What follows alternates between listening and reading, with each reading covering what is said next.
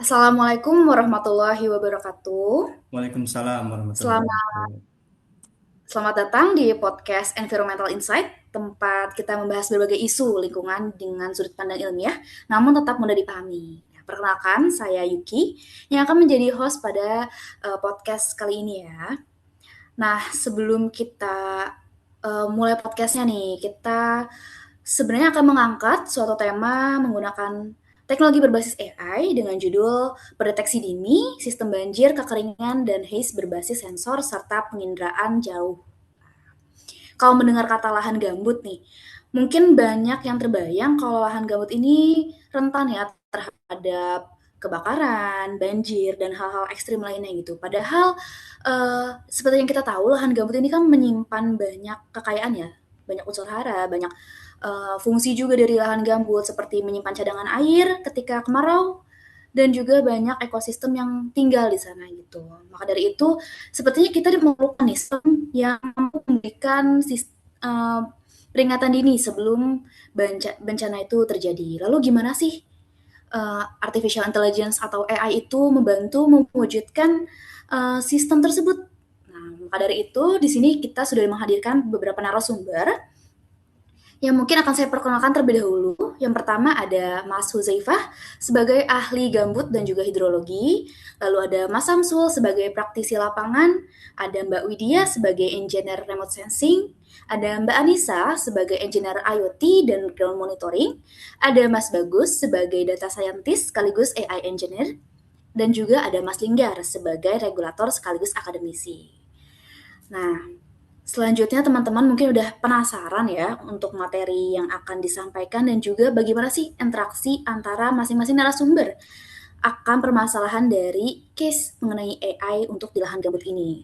Lalu selanjutnya kita langsungkan saja kepada Mas Huzaifah nih. Yang pertama sebagai ahli gambut untuk menyampaikan materi untuk kepada Mas Huzaifah dipersilahkan. Baik, terima kasih atas waktunya Mbak Yuki. Di sini saya akan menjelaskan sebagai ahli gambut. Sebelumnya saya izin share screen ya, teman-teman. Baik, di sini sebelumnya saya akan menjelaskan terlebih dahulu tentang karakteristik hidrologi gambut. Lahan gambut merupakan ekosistem lahan basah yang terbentuk dari akumulasi sisa-sisa tumbuhan yang terdekomposisi secara tidak sempurna selama ribuan tahun dalam kejenuhan air. Keberadaan air menjadi faktor utama yang menentukan fungsi dan keberlanjutan ekosistem gambut. Secara hidrologis, gambut memiliki karakteristik yang berbeda dibandingkan tanah mineral. Struktur gambut tersusun atas bahan organik berpori yang mampu menyerap dan menyimpan air dalam jumlah besar. Kandungan air pada gambut dapat mencapai 300% hingga lebih dari 1000% dari berat keringnya. Kita lah masuk ke karakteristik hidrologi utama lahan gambut, yaitu meliputi daya simpan air tinggi. Gambut berfungsi sebagai spons raksasa yang mampu menyerap air saat musim hujan dan melepaskannya secara perlahan pada musim kemarau. Kemampuan ini membantu mengurangi banjir sekaligus menjaga ketersediaan air sepanjang tahun. Kedua, yaitu muka air tanah yang dangkal. Pada kondisi alami, muka air tanah gambut umumnya berada sangat dekat dengan permukaan tanah, yaitu sekitar 0 sampai 40 cm di bawah permukaan. Kondisi ini menjaga kelembapan gambut dan menghambat proses dekomposisi bahan organik. Selanjutnya yaitu konduktivitas hidrolik yang tinggi. Lapisan gambut bagian atas memiliki kemampuan mengalirkan air yang relatif tinggi. Oleh karena itu, perubahan tata air akibat pembangunan kanal atau drainase dapat dengan cepat mempengaruhi kondisi hidrologi gambut di area yang luas. Selanjutnya yaitu ketergantungan terhadap curah hujan. Sebagian besar lahan gambut di Indonesia, termasuk gambut ombrogen, yaitu gambut yang sumber air utamanya berasal dari air hujan. Oleh karena itu, perubahan pola curah hujan sangat mempengaruhi kondisi kelembapan dan muka air tanah gambut. Dan yang terakhir yaitu ada keseimbangan air yang sensitif. Ekosistem gambut sangat sensitif terhadap perubahan tata kelola air. Drainase berlebihan dapat menyebabkan permukaan tanah turun, pengeringan gambut, peningkatan emosi karbon, kebakaran, serta penurunan permukaan tanah atau subsiden. Nah, oke, di yang kedua kita masuk ke hubungan air tanah dengan resiko kebakaran gambut. Kondisi muka air tanah merupakan faktor terpenting dalam menentukan tingkat kerawanan kebakaran lahan gambut. Pada kondisi alami yang basah, kandungan air yang tinggi membuat gambut sulit terbakar. Namun, ketika muka air tanah turun akibat musim kemarau atau adanya kanal drainase, lapisan gambut menjadi kering dan sangat mudah terbakar. Mekanisme terjadinya kebakaran gambut yaitu pertama, penurunan muka air tanah menyebabkan lapisan gambut kehilangan kelembapan. Yang kedua, gambut yang kering menjadi mudah tersulut api. Ketiga, api tidak hanya membakar permukaan air tetapi juga merambat ke dalam lapisan gambut. Kebakaran bawah permukaan atau ground fire sulit dideteksi atau dipadamkan. Kebakaran dapat berlangsung selama berminggu-minggu bahkan berbulan-bulan. Nah, dampak dari kebakaran gambut yaitu kabut asap yang mengganggu kesehatan masyarakat, hilangnya keanekaragaman hayati, terus ada kerusakan fungsi ekologis gambut, pelepasan karbon dalam jumlah besar ke atmosfer, kerugian ekonomi akibat terganggunya aktivitas masyarakat. Kita lanjut ke hubungan tinggi muka air tanah dan resiko kebakaran. Penelitian menunjukkan bahwa semakin rendah muka air tanah, semakin tinggi resiko kebakaran. Di sini bisa terlihat jika kedalaman muka air tanah 0 sampai 40 cm di bawah permukaan, tingkat resikonya yaitu rendah. 40 sampai 60 cm di bawah permukaan, tingkat resikonya ada di sedang. Dan di atas 60 cm itu memiliki tingkat resiko kebakaran yang tinggi. Jadi untuk menjaga kedalaman muka air tanah maksimal 40 cm di bawah permukaan sangat penting untuk mencegah kebakaran. Lanjut, yaitu kita akan membahas hubungan air tanah dengan subsiden gambut. Subsiden adalah penurunan permukaan tanah yang terjadi akibat hilangnya volume gambut dari waktu ke waktu. Fenomena ini sangat erat kaitannya dengan kondisi muka air tanah. Penyebab subsiden pada gambut yaitu pertama ada penyusutan. Pengeringan gambut menyebabkan volume tanah menyusut karena kehilangan kandungan air. Terus yang kedua ada pemadatan, yaitu ketika air keluar dari pori-pori gambut akibat drainase, struktur gambut menjadi lebih padat sehingga permukaan tanah turun. Dan yang ketiga ada oksidasi. Turunnya muka air tanah menyebabkan lapisan gambut terpapar oksigen. Akibatnya, bahan organik terurai lebih cepat dan melepaskan karbon ke atmosfer dalam bentuk CO2. Akibatnya, penurunan elevasi lahan secara permanen, meningkatnya resiko banjir, berkurangnya produktivitas lahan, kerusakan infrastruktur seperti jalan dan bangunan, serta hilangnya cadangan karbon gambut. Dan resiko dari kebakaran gambut, dampak jangka panjangnya ada meningkatnya resiko kebakaran lahan, hilangnya karbon, meningkatkan resiko banjir akibat penurunan elevasi, dan lain-lain. Jadi kesimpulannya, hidrologi gambut sangat bergantung pada keberadaan air yang tersimpan di dalam lapisan gambut. Muka air tanah merupakan faktor utama yang menentukan kondisi ekosistem gambut. Penurunan muka air tanah menyebabkan gambut menjadi kering, sehingga meningkatkan risiko kebakaran, mempercepat oksidasi bahan organik, dan memicu subsiden. Oleh karena itu, pengelolaan tata air yang baik melalui pembasahan kembali, sekat kanal, dan restorasi hidrologi sangat penting untuk menjaga keberlanjutan ekosistem gambut serta mengurangi resiko lingkungan. Terakhir dari saya, menjaga air di lahan gambut bukan hanya menjaga ekosistem, tetapi juga menjaga kebakaran, mengurangi emisi karbon, dan mempertahankan keberlanjutan hidup lingkungan bagi generasi yang akan datang. Terima kasih. Oke, terima kasih Mas Uzaifah ya atas pemaparan materinya. Ternyata saya baru tahu kalau sebenarnya lahan gambut itu eh, bukan hanya tentang keberadaan banyaknya curah hujan dan lain-lain ya. Ternyata kita juga perlu memantau gimana sih kondisi kelembapan serta pori-pori dari lahan gambut itu sendiri gitu. Mungkin eh, salah satunya nih yang bisa memaparkan tentang bagaimana sih kondisi lahan gambut yang perlu kita dalami gitu kita mungkin bisa masuk ke praktisi lapangan yang dibawakan oleh Mas Samsul. Gitu. Pada Mas Samsul mungkin bisa dijelaskan bagaimana sih kiranya kondisi di lapangan itu lahan gambut itu seperti apa? Untuk pemantauannya itu seperti apa? Pada Mas Samsul dipersilakan. Baik, terima kasih. Share screen.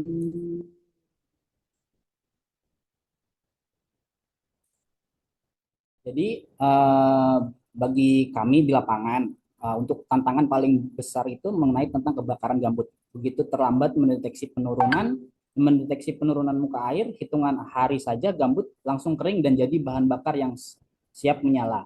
Itu jadi untuk tantangannya sendiri, untuk ada beberapa tantangan mengenai yang pertama itu gangguan kesehatan masyarakat sekitar. Asap kebakaran gambut tidak hanya berdampak pada pekerja, tapi juga menyebar ke permukiman warga sekitar. Masyarakat rentan seperti anak-anak dan lansia mengalami gangguan pernapasan akut, memicu konflik sosial dan tuntutan tanggung jawab perusahaan.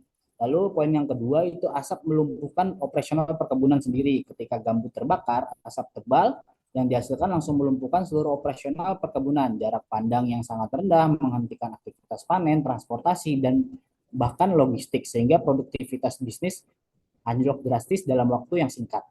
Lalu poin yang selanjutnya, gangguan kesehatan untuk para pekerja. Paparan asap kebakaran tersebut atau kebakaran gambut mengandung partikel berbahaya yang menyebabkan gangguan pernapasan serius bagi para pekerja di lapangan. Kondisi ini memaksa penghentian pekerjaan, meningkatnya biaya kesehatan, menurunkan produktivitas secara keseluruhan. Lalu poin yang terakhir itu mengenai tentang kerugian lingkungan jangka panjangnya. Kebakaran gambut menimbulkan kerusakan ekosistem yang sangat sulit dipulihkan. Lapisan gambut yang terbakar melepaskan emisi karbon dalam jumlah masif, merusak keanekaragaman hayati dan menurunkan kapasitas lahan secara permanen, berdampak langsung pada keberlanjutan bisnis perkebunan jangka panjang. Untuk dari pandang praktisi lapangan seperti itu, Mbak. Jadi sebenarnya itu saling terkait ya antara dari Mas Huzaifah selaku ahli gambut yang menjelaskan tentang kondisi lahan gambut itu seperti apa idealnya dari segi kelembapan dan juga dari pori-pori yang perlu diperhatikan gitu. Nah, dari segi uh, kondisi di lapangan ternyata cukup sangat riskan ya jika ada kurang atau lebih-lebih dari kondisi gambut tersebut. Gitu. Cukup informatif. Terima kasih ya kepada Mas Samsul. Mungkin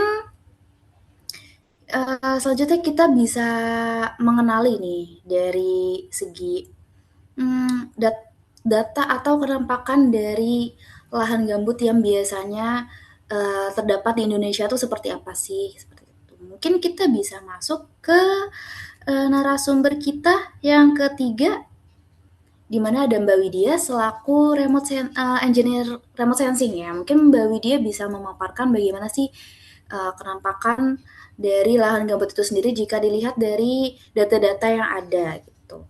Pada Mbak Widya dipersilahkan. Oke, baik. Terima kasih untuk waktunya, Mbak Yuki. Mungkin saya izin share screen sebentar ya. Baik, terima kasih Kak Yuki atas kesempatannya. Izin sedikit memaparkan kalau dari sisi remote sensing sendiri nih, atau penginderaan jauh gitu ya, sumber data utama yang kami gunakan ini adalah citra satelit. Di mana alasannya itu karena satelit mampu memantau wilayah yang cakupannya sangat luas dan data yang diambil itu bisa dalam waktu yang relatif singkat. Sehingga ini sangat cocok untuk digunakan sebagai memonitor kawasan gambut di Indonesia yang luasnya mencapai jutaan hektar. Oke, dalam perancangan Early Warning System ini sendiri atau EWS nih, atau mungkin peringatan dini gitu ya, kami menemukan beberapa jenis satelit yang fungsinya berbeda tetapi masih saling melengkapi. Di mana yang pertama ini ada Sentinel-1. Eh, Satelit ini menggunakan teknologi radar atau Scientific Aparatur Radar atau SAR, sehingga tetap dapat merekam kondisi permukaan bumi meskipun cuacanya mendung atau menutup awan. Hal ini sangat penting karena wilayah Indonesia ini memiliki tutupan awan yang relatif cukup tinggi gitu ya. Kemudian yang kedua ini ada Sentinel-2, di mana satelit ini memberikan citra multispektral yang dapat digunakan untuk menghitung beberapa indeks penting seperti NDVI untuk melihat kondisi vegetasi dan NDWI untuk mengetahui kandungan air pada vegetasi maupun permukaan lahan. Dari perubahan indeks tersebut, kita dapat mengetahui apakah lahan gambut mulai memahami kekeringan. Nah, selain itu juga kami menggunakan Landsat 8 atau Landsat 9 untuk memperoleh informasi mengenai land surface temperature, yaitu suhu permukaan lahan. Semakin tinggi suhu permukaan dan semakin rendah kandungan air, maka potensi kekeringan biasanya akan semakin besar.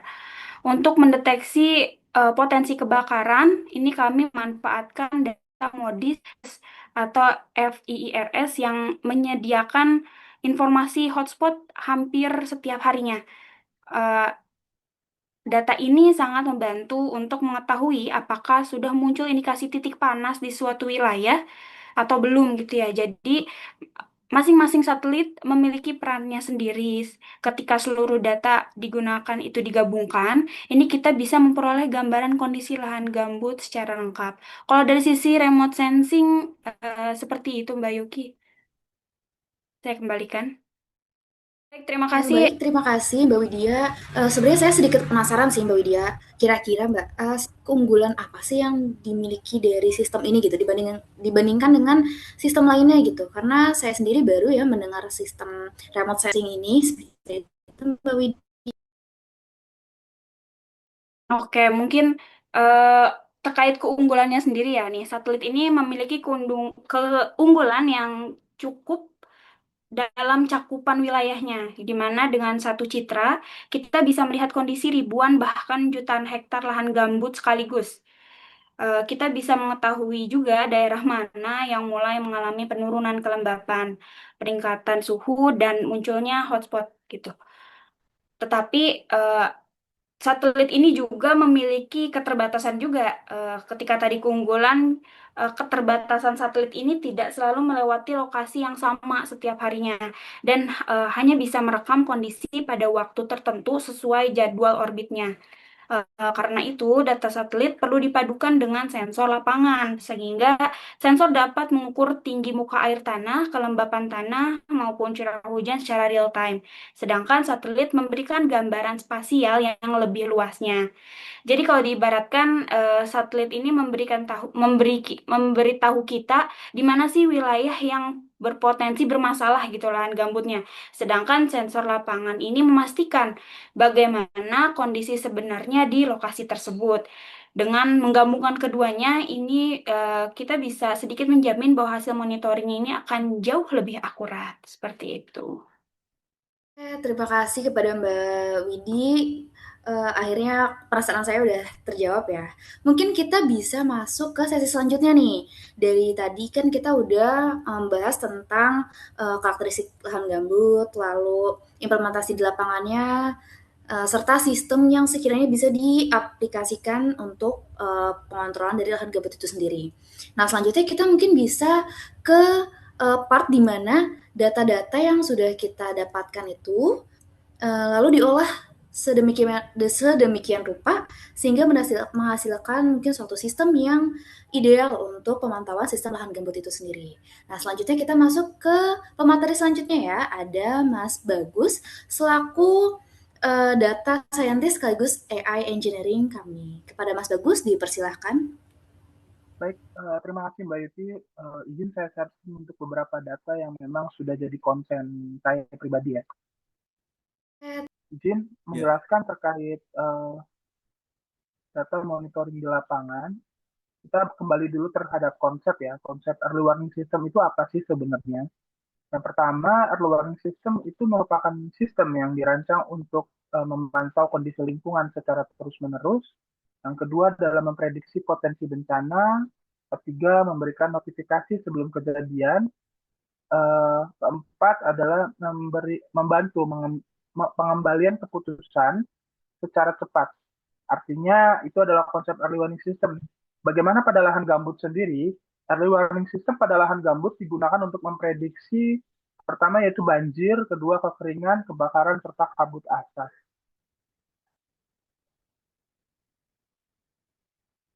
Oke. Secara data yang sudah ditampilkan, gambar di atas atau gambar yang sudah di slideshow menunjukkan dashboard monitoring lahan gambut yang digunakan dalam early warning system untuk memantau potensi banjir, kekeringan, kebakaran, dan kabut asap secara real time. Sistem ini mengintegrasikan data dari berbagai sensor lapangan, seperti tinggi muka air tanah, curah hujan, kelembaban tanah, suhu udara, kelembaban udara, kecepatan angin, serta kualitas udara partikulat dengan ukuran 2,5 dan karbon monoksida atau kita bisa sebut CO. Seluruh data ini berikutnya dikirim secara otomatis ke server dan ditampilkan dalam bentuk tabel serta grafik sesuai pada gambar di atas. Sehingga kondisi lahan gambut dapat dipantau secara terus-menerus. Selain data sensor, dashboard juga menampilkan lokasi stasiun monitoring, foto instalasi sensor, serta skema pemasangan alat di lapangan. Informasi tersebut memudahkan pengelola dalam mengetahui kondisi setiap lokasi pemantauan dan memastikan seluruh sensor berfungsi dengan baik. Grafik pada sisi kanan menunjukkan tren perubahan setiap parameter, sehingga pengguna dapat melihat apakah kondisi lahan semakin membaik atau justru mengarah pada kondisi yang beresiko. Seluruh data yang diperoleh kemudian dianalisa atau dianalisis menggunakan artificial intelligence atau kita sebut AI untuk menentukan tingkat resiko menjadi aman, waspada, siaga, atau bahaya. Apabila terdeteksi penurunan muka air tanah, rendahnya curah hujan, dan meningkatnya suhu serta konsentrasi PM2,5, sistem akan memberikan peringatan dini sehingga tindakan pencegahan seperti pembasahan lahan atau peningkatan patroli dapat dilakukan sebelum terjadi atau bencana lainnya. Jadi secara garis besar AI ini sangat membantu ya teman-teman ya. Kenapa bisa membantu? Karena ini bisa jadi peringatan dini untuk kita yang berada di kawasan gambut untuk pengontrolan atau rekomendasi berikutnya sebelum terjadinya kebakaran atau hasil tadi ya sudah dijelaskan bahwa kurang lebih hasilnya itu bisa kita lihat dan bisa kita buat rekomendasi seperti apa. Kurang lebih seperti itu Mbak Yuki yang sudah saya sampaikan. Terima kasih. Baik, terima kasih Mas Bagus. Ternyata cukup lengkap juga ya untuk sistem pemantauan ini. Dilihat dari tingkat kelembapan tanah, juga ada pemantauan terkait PM2,5 juga gitu. Mungkin berhubungan atau bersinggungan ya juga ya dengan pengumpulan data dari pemateri kita tadi Mbak Widya sebagai remote sensing dari data scientist kalau dilihat dari penampakan satelit ya secara satelit. Karena tadi kita udah mengimplementasikan pengumpulan data secara satelit dan juga implementasinya dari data scientist kita. Nah mungkin kita akan melihat nih implementasi atau bagaimana pemantauan secara ground monitoring karena tadi baru berdasarkan data satelit ya yang kita tampilkan. Mungkin kepada Mbak Anissa Safril sebagai engineer IoT atau ground monitoring dapat dipersilakan pemaparan materinya. Ya, terima kasih Mbak Yuki, saya izin share screen ya. Karena di sini ada IoT sebagai sumber lapangan atau background dalam early warning system atau lahan gambut. Nah, di sini kita akan bikin sensor di lapangan untuk mengumpulkan data real time sistem peringatan dini agar keputusan dapat diambil lebih cepat dan akurat. Nah, kalau dilihat dari gambar, itu kita ada yang pertama ada sensor curah hujan. Ini untuk mengukur jumlah curah hujan lokal. Lalu ada sensor tinggi air muka air. Ini untuk mengukur kedalaman air yang masuk ke secara real time. Lalu di sini juga ada sensor kelembapan tanah untuk mengukur kadar air dalam lapisan gambut. Nah, setelah itu di sini ada sensor lingkungannya. Ini untuk mengukur parameter suhu udara, kelembapan, tekanan, dan juga arah angin. Nah, mengapa sih ini penting? Karena ini akan mengambil data time setiap beberapa menit dan akan langsung masuk ke dalam sistem. Nah, terus data yang diambil ini juga langsung dari sumbernya atau ground truth. Lalu memantau kondisi hidrologi tidak dilihat satelit secara langsung. Nah, ini ada contoh satelitnya untuk cangkupan wilayahnya cukup luas. Nah, ini cocok untuk pemetaan dan deteksi awal, tidak selalu setiap hari, dan tidak terganggu awan dan asap. Lalu tidak mengukur muka air tanah. Nah, kalau untuk sensor IoT ini, data yang dipakai itu data real time per menit. Untuk akurasinya itu tinggi di titik lokasi, mengukur parameter hidrologi secara langsung, lalu cangkupannya luas terbatas di titik monitoring. Perlu pemeliharaan dan kalibrasi juga. Nah, untuk alur datanya di lapangan ini hingga warning itu yang pertama ada sensor untuk mengumpulkan data real time dari lapangan, lalu masuk ke data logger. Ini untuk menyimpan sementara dan mengirim data. Nah, data ini akan masuk ke dalam cloud server untuk menerima, menyimpan, dan mengolah data. Nah, setelah itu data yang didapat itu akan divalidasi data untuk memeriksa kualitas, kalibrasi, dan juga deteksi anomali data. Nah, setelah itu akan analisis secara AI atau analytics. Nah, ini untuk model AI menganalisis data lalu menghitung resikonya. Nah, nanti setelah data itu dianalisis, nanti keluarlah si risk score. Ini untuk menghasilkan skor resiko kebakaran gambut dari yang paling rendah hingga yang paling tinggi. Nah, setelah data-data itu dikelompokkan, diklasifikasi, itu akan menjadi sebuah dashboard untuk visualisasi peta, grafik, dan juga tren kondisi yang ada. Nah, setelah itu, jika ada anomali, baratnya itu akan muncul warning system. Ini peringatan dini yang akan dikirim ke pihak terkait untuk tindakan cepatnya gitu. Parameter kuncinya ini sebenarnya ada di pencegahan kebakaran gambut ya. Nah, yaitu di tinggi muka air tanah. Jika tinggi muka air ini turun terlalu dalam, gambut akan mengering dan sangat mudah terbakar. Lalu kelembapan tanah juga berpengaruh. Semakin rendah kelembapan tanah, semakin tinggi resiko kebakaran. Lalu curah hujan lokal juga termasuk ke dalam parameternya. Hujan pemulihan kondisi dan pembahasan gambut. Nah, fokus utama dalam proyek ini itu mengurus kondisi hidrologi bukan hanya di suhu udaranya. Nah, sekian dari saya berikan kepada MC. Nah, di Baik, sini terima kasih Mbak Nisa. Mungkin mohon maaf ya kepada teman-teman tidak memungkinkan untuk kondisi yang baik dalam penyampaiannya karena sedang di jalan Mbak Nisanya. Nah, tapi dari materi yang sudah disampaikan tadi, sebenarnya dari permasalahan-permasalahan yang muncul itu dari lahan gambut itu nggak semerta-merta muncul begitu saja ya. Sebenarnya berkaitan dengan kondisi hidrologi gambut, terus aktivitas manusia dan juga perubahan dari lingkungan itu sendiri. Artinya kita kalau memiliki sistem yang mampu mendeteksi perubahan lebih awal, dapat meminimalisir resiko-resiko yang nantinya bisa terjadi gitu ya di kemudian hari dari lahan gambut tersebut. Makanya saya penasaran nih, kalau dari sisi ahli selanjutnya, dari regulator sekaligus akademisi dari Mas Linggar, sebenarnya bagaimana sih pandangan mengenai hal ini gitu untuk di lapangan atau dari sisi kebijakan yang ada gitu, serta dampak yang lebih luas menurut Mas Linggar itu seperti apa? Oke, baik. Terima kasih, Mbak Yuki.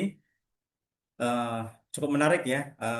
Diskusi kita kali ini cukup banyak ahli-ahli di bidang gambut ya, dalam rangka pencegahan banjir dan kekeringan ya tentunya.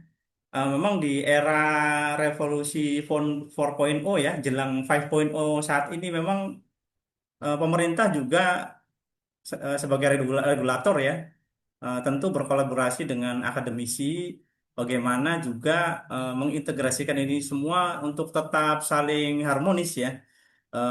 banyak sekali teknologi-teknologi yang ditemukan, terlebih kita tahu di zaman AI ya saat ini, ya memang tentu sistem monitoring dan sensor-sensor itu pasti akan selalu digunakan ya.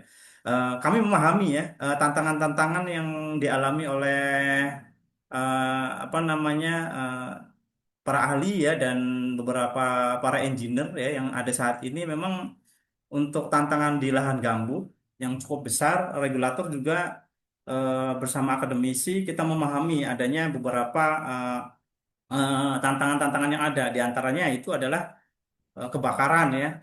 Dimana memang ini akan asapnya lintas wilayah ya, jadi tidak hanya satu sektor ya. Jadi memang perlu adanya harmonisasi antar apa namanya kebijakan pemerintah daerah dengan kebijakan nasional kan gitu ya.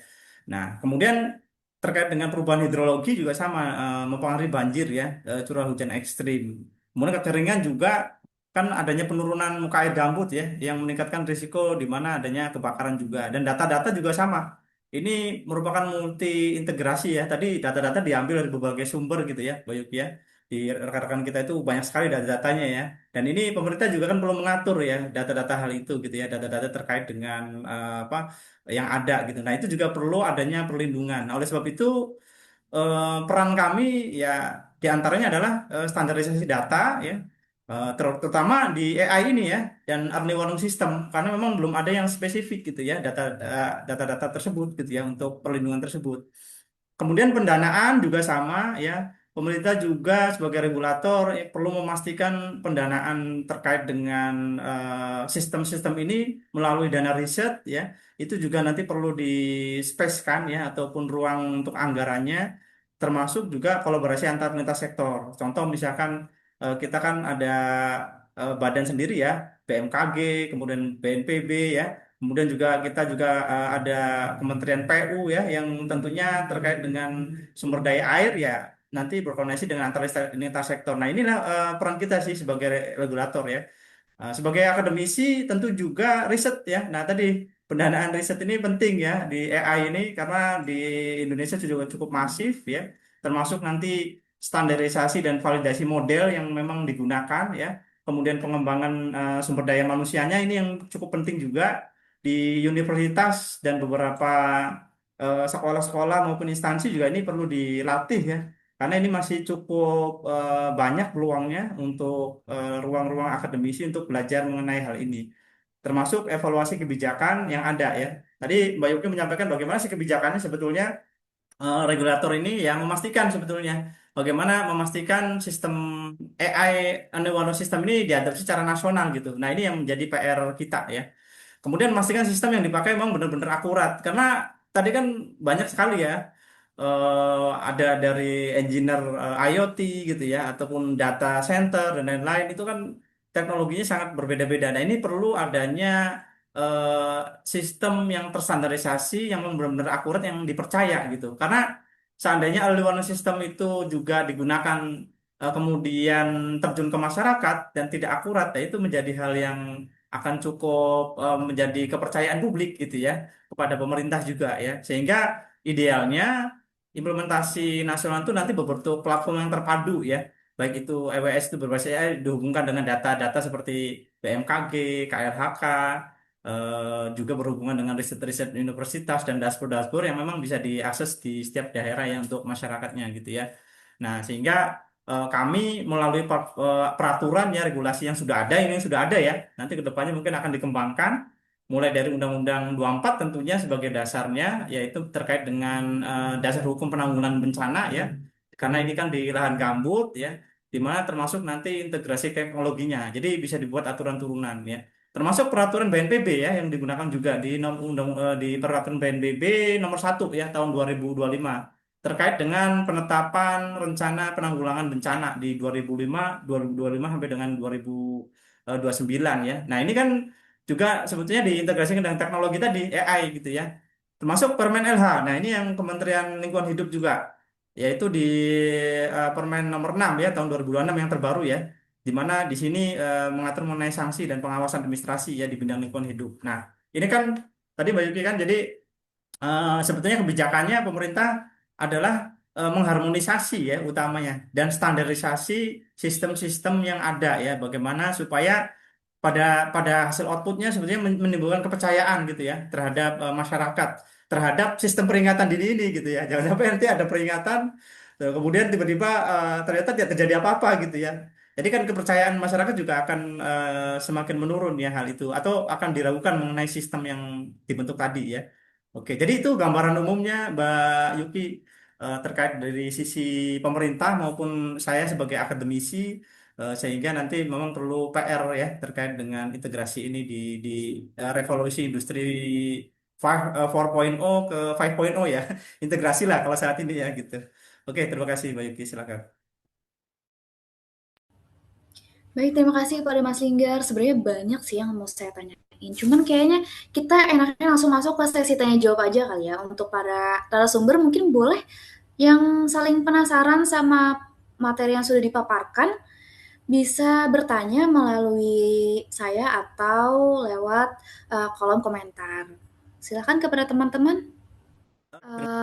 Oke, terima kasih kepada pemateri Mas Linggar. Tadi udah menyampaikan ya mengenai regulasi dan sekiranya bentuk apa saja yang bisa nanti diimplementasikan. Nah, tapi saya agak penasaran nih tentang terkait sistem AI ini ya untuk mendeteksi kebakaran dan juga banjir di lahan gambut ini.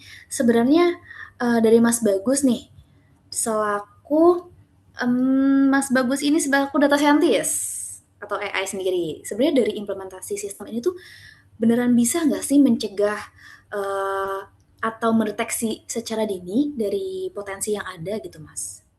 Terima kasih Mbak Yuki pertanyaan. Tadi kan pertanyaannya apakah sistem ini bisa benar-benar mencegah ya kebakaran gambut? Izin menjawab ya. Tidak sepenuhnya, karena early warning system tidak dapat mencegah kebakaran gambut secara langsung, tetapi mampu mengurangi resiko dan meminimalkan dampaknya melalui deteksi dini. Sistem ini berfungsi memberikan informasi mengenai kondisi lahan gambut yang mulai mengering, penurunan muka air tanah, meningkatnya suhu atau munculnya hotspot, sehingga tindakan pencegahan dapat dilakukan sebelum kebakaran terjadi. Dengan memanfaatkan sensor lapangan, sebenarnya data satelit dan analisa AI, early warning system dapat memprediksi tingkat resiko kebakaran berdasarkan kondisi lingkungan secara real time. Apabila sistem mendeteksi kondisi beresiko tinggi seperti muka air tanah turun lebih dari 40 cm di bawah permukaan, curah hujan rendah, dan kelembaban tanah menurun, maka sistem ini akan mengeluarkan peringatan kepada petugas. Informasi ini memungkinkan dilakukan langkah-langkah mitigasi seperti pembasahan kembali atau rewetting kita sebut ya, lahan gambut, pengaturan pintu air untuk bisa mengatur flow air, peningkatan patroli untuk petugas-petugas yang sedang bertugas, atau pemadaman dini pada titik api yang baru muncul. Dengan demikian, keberhasilan early warning system dapat mengurangi kebakaran tidak hanya bergantung pada PI, tetapi juga pada kecepatan respon dan tindakan di lapangan. Semakin cepat peringatan dini ditindaklanjuti, semakin besar peluang mencegah kebakaran berkembang menjadi kebakaran besar yang menghasilkan kabut asap dan kerusakan lingkungan yang luas. Pada dasarnya sistem ini memang tidak sepenuhnya bisa langsung mencegah kebakaran ya, namun sistem ini berfungsi untuk mendeteksi dini agar kita selaku petugas atau sedang patroli bisa melakukan tindakan secara cepat ketika sudah ada sistem deteksi dini. Kurang lebih seperti itu, Mbak. Nah, sebenarnya kan untuk implementasi dari AI itu sendiri di sistem gambut itu sudah dijelaskan oleh tadi Mas Bagus ya. Ternyata nggak sepraktis itu untuk mencegah dari adanya kebakaran dan resiko-resiko lainnya ternyata. Nah, tapi kalau kita lihat dari karakteristik lahan gambut ini sendiri, kenapa sih lahan gambut itu bisa berpotensi banjir? Padahal kan untuk kapasitas dan juga sifat dari lahan gambut itu sendiri kan banyak menyerap air ya, sehingga banyak berpotensi untuk menampung air mungkin sebanyak mungkin. Mungkin dari Mas Huzaifah selaku ahli gambut bisa menjelaskan kenapa hal tersebut bisa terjadi? Baik, terima kasih pertanyaannya Mbak Yuki. Mungkin sekilas memang terlihat kontradiktif. Lahan gambut yang dikenal memiliki kemampuan menyerap dan menyimpan air yang sangat besar karena struktur tanahnya berpori dan kaya bahan organik, namun kemampuan tersebut memiliki batas tertentu. Pada kondisi normal, gambut berfungsi seperti spons raksasa yang menyerap air hujan dan menyimpan di dalam pori-pori tanah. Saat musim kemarau, air tersebut dilepaskan secara perlahan sehingga membantu menjaga ketersediaan air di lingkungan sekitar. Namun, ketika curah hujan yang sangat tinggi dan berlangsung dalam waktu lama, seluruh pori-pori gambut dapat menjadi jenuh air atau saturate condition. Saat kondisi jenuh tercapai, gambut tidak lagi mampu menyimpan tambahan air yang masuk. Akibatnya, air hujan akan tetap berada di permukaan dan menyebabkan genangan atau banjir. Nah, selain itu juga, faktor manusia juga berperan dalam meningkatkan risiko banjir pada lahan gambut. Pembukaan lahan, pembangunan kanal, dan perubahan tata guna lahan dapat mengganggu sistem hidrologi alami gambut. Kanal yang dibuat untuk mengeringkan lahan seringkali mengubah pola aliran air sehingga distribusi air menjadi tidak seimbang. Jadi pada musim hujan, beberapa area justru menjadi lebih mudah tergenang.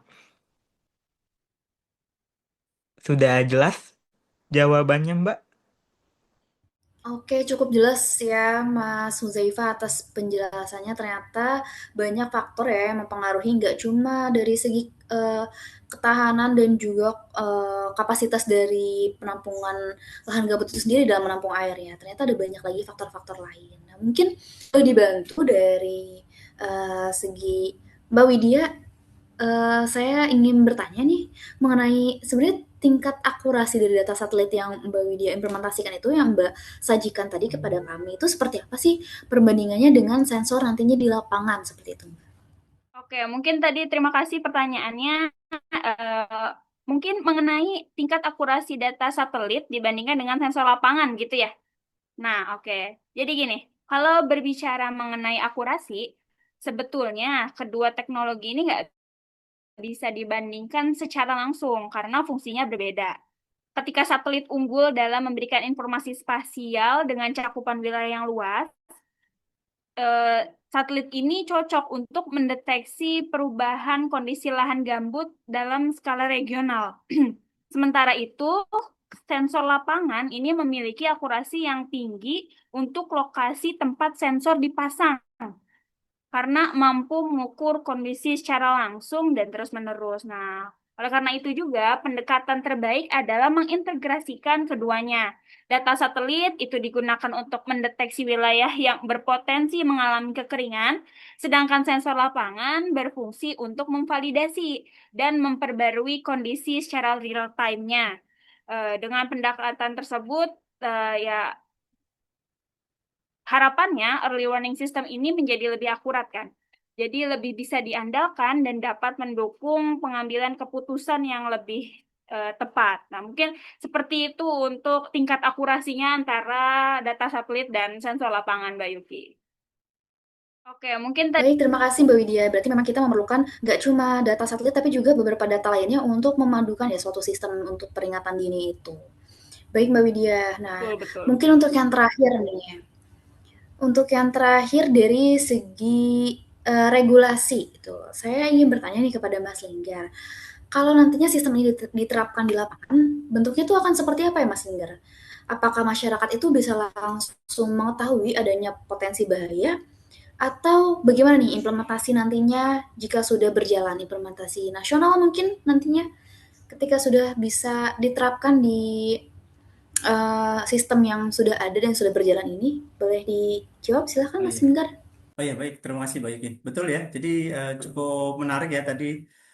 Kita tahu Indonesia punya potensi yang sangat banyak ya. Kita punya pakar-pakar, ahli-ahli, engineer-engineer ya. Punya tenaga ahli gitu ya. Sampai dengan punya kampus-kampus ya. Universitas yang sumber daya lah. Sumber daya yang cukup banyak ya. Di mana selain itu juga kan dari sisi pemerintah sebenarnya sudah punya kerangka hukum ya, kelembagaan dan kapasitas riset yang memang kita juga saat ini kita kembangkan. Nah, tantangannya memang dari sisinya yaitu adalah integrasi data, kemudian pendanaan ya untuk riset tentunya ini cukup memakan biaya mahal ya, dan kemudian juga salah satunya itu satu kepercayaan publik gitu ya. Orang-orang saat ini kan belum percaya gitu ada early warning gitu. Apa iya benar terjadi? Bisa jadi sumber daya juga nggak tahu ya apakah itu sistem peringatan apa sih gitu ya, belum percaya gitu ya. Nah, jadi ini tantangannya. Maka ketika kita bicara peluang, kalau kita analisis berdasarkan metode SWOT gitu ya, SWOT analisis, strength-nya Indonesia itu seperti itu gitu ya sebetulnya. Nah, namun kelemahannya memang fragmentasi daripada data antar instansi itu yang belum terintegrasi ya, terutama menggunakan dengan AI gitu. Namun kita punya peluang ya, secara internasional gitu ya, dukungan daripada global itu cukup baik ya terkait hal ini. Terutama di apa namanya negara-negara maju ya, kemudian juga dari PBB gitu ya. Indonesia juga sebenarnya punya peran di situ karena Indonesia cukup strategis ya bagi global gitu ya, negara-negara global gitu. Kemudian memang ancamannya kita ada risiko ya di mana adanya algoritma-algoritma yang memang bisa menurunkan kepercayaan publik ya gitu ya. Kita tahu keamanan data di Indonesia sangat kurang ya, sehingga algoritma yang ada di Indonesia itu ya perlu dilindungi gitu ya data-datanya gitu ya. Jadi seperti itu. Nah, kita contoh nyata nih ya, di selain di Indonesia gitu ya. Nanti penerapannya seperti apa? Contoh misalkan di Universitas Telkom gitu ya, dengan Universitas of Wollongong ya gitu ya. Kita tahu di yang bekerja sama gitu ya dengan Jepang, di sana sudah menyiapkan sistem flood NI berbasis AI ya untuk prediksi banjir itu. Yang ada di Semarang gitu. Di Semarang tuh sudah mulai dicoba gitu ya diterapkan itu, integrasi apa namanya kolaborasi antara Universitas Telkom dengan Universitas Wolongong ya namanya. Kemudian juga kita punya UNLAM ya, Universitas Lambung Mangkurat ya yang ada di Kalimantan juga sudah mencoba adanya sistem EWS ya, early warning system yang berbasis logika fuzzy ya, dengan akurasi itu menurut apa namanya percobaannya itu sampai dengan 97,96% gitu. Jadi peluangnya ke depan cukup banyak gitu ya. Nah, tinggal memang nanti pemerintah perlu adanya roadmap ya. Kita juga ada roadmap ya, mulai dari bagaimana tahun 2026 ya, yaitu kita harus siapkan fondasinya dulu ya, regulasinya. 2027 kita harus siapkan data integrasi nasional. 2028 kita bisa coba pilot project, 2009 bisa coba skala nasional gitu ya. Bahkan nanti 2030 harapannya bisa mencapai integrasi secara global. Jadi data-data kita sudah terintegrasi dengan PBB misalkan seperti early warning of all gitu ya yang ada di PBB gitu. Nah, itu juga harapan implementasi ke depan gitu ya, Mbak Yuki ya. Jadi tidak hanya kita bicara di skala nasional saja, tapi harapannya nanti bisa ke skala internasional. Jadi seperti itu gambarannya harapannya untuk implementasi di ke depan gitu. Oke, terima kasih. Baik, terima kasih kepada Mas Linggar. Sebenarnya kita udah kasih kan ngobrol, tapi nggak kerasa udah di penghujung podcast. Nah, dari diskusi podcast ini banyak poin ya yang kita dapatkan gitu. Walaupun lahan gambut itu merupakan ekosistem yang sangat sensitif terhadap perubahan, tetapi pengumpulan data dan juga proses monitoring dari artificial intelligence itu bisa loh membantu kita dalam mengolah berbagai informasi yang bermanfaat sehingga nantinya akan dibuat suatu early warning system yang menjadi salah satu langkah yang penting untuk mengurangi resiko banjir, kekeringan maupun kabut asap di lahan gambut itu sendiri. Nah, terima kasih juga kepada narasumber atas ilmu dan juga wawasan yang telah dibagikan di podcast kali ini. Terima kasih juga kepada para ahli gitu yang sudah memaparkan materi dan juga menjawab ya pertanyaan-pertanyaan yang sudah saya ajukan yang sebenarnya masih banyak yang ingin saya tanyakan, tapi mungkin kita bisa berjumpa di podcast-podcast selanjutnya. Dari saya selaku host, saya pamit undur diri. Sampai jumpa di episode podcast berikutnya. Tetap peduli terhadap lingkungan, karena menjaga alam berarti menjaga masa depan kita. Wassalamualaikum warahmatullahi wabarakatuh. Waalaikumsalam warahmatullahi wabarakatuh. Baik, terima kasih Mbak Yuki, terima kasih rekan-rekan semuanya.